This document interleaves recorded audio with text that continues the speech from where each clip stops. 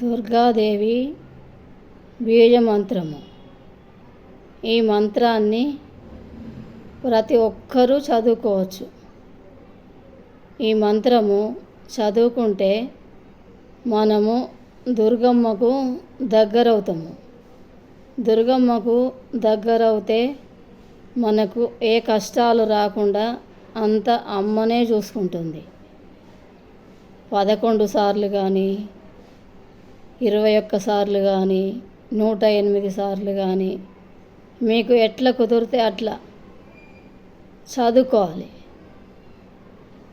ఈ మంత్రం ఓం హ్రీం దుం దుర్గాయ నమః అని ప్రతినిత్యము చదువుకుంటే మనసుకు శాంతి, తనువుకు ఉల్లాసము ఉంటుంది.